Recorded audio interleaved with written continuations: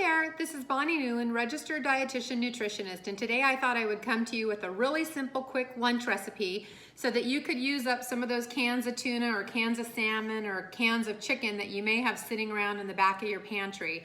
So I'm going to show you a really easy, simple recipe to make some almond crusted or nut crusted fish cakes, basically. So you take, I've strained my can, I have salmon, that's what I had in my pantry, like I said, on hand. So I've strained it, so I'm just gonna take the salmon and put it into my bowl here. And I'm gonna post the recipe so you don't have to write it down as we go, but just to kind of show you. And I like to use a fork to break it up. I don't want it to be completely, separated, but leave some chunks in there, but also kind of give it a nice separation. And then I have 2 eggs here that I'm gonna pour in. Kind of mix that around. That's what's gonna hold it all together, so that's important to make sure you use the eggs.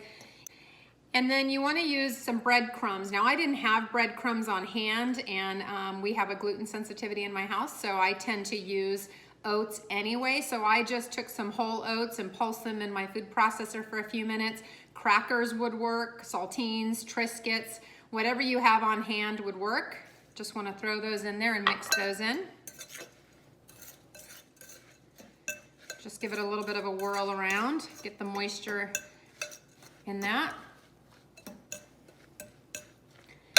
And then the next thing is to use a lemon, some lemon juice. So if you don't have regular lemons on hand, you could use some lemon juice like this. I happen to have a lemon in my pantry, so I'm just going to squeeze lemon into my bowl here. I'm straining it so I don't get the seeds and crack a tooth when we're eating them later. About 1.5 teaspoons is good, depending on how much lemon you like. I think that's about what I have here, so I'm gonna pour that in there. Give it some nice flavor. And then on my plate, which I'm gonna lift here so that you can see in camera view, I've put all my spices. I have some Dijon mustard, some parsley, some pepper, salt, red pepper flakes, and about 2 tablespoons of a diced onion. I'm gonna put all that into my bowl here. Kind of season up that salmon. If I had scallions, I would have used scallions, but I didn't, so I'm just kind of using up what's on hand. So I'm not making multiple trips to the grocery store while we're on quarantine, trying to make my 1 weekly trip and use up what I have, make do with what I have. So that kind of forms the basis of the fish cake, so to speak, salmon cake. And now what you'd want to do with clean hands is you'd want to make 4 equal patties out of the mixture. And you just put it in your hand and kind of pat it back and forth until you get the thickness that you want. And I'm going to come back to you when they're done. But then I have a bowl of almonds that I crushed up. I started off just with whole almonds that I had in my pantry, put them in a baggie and pounded them until they were soft. They can be coarse, soft, doesn't really matter, however you like them. And then I'm just gonna coat them in the almond mixture here. I'll show you one once I get one done. This one's kind of been coated in the nut mixture, and that gives it a nice crunch. And now I'm gonna put this over in my cast iron pan that I have out of view right here. I've added some cooking oil to my cast iron pan, and I'm just gonna put all 4 of them in here and heat them up, and I'll come back to you when I have those done.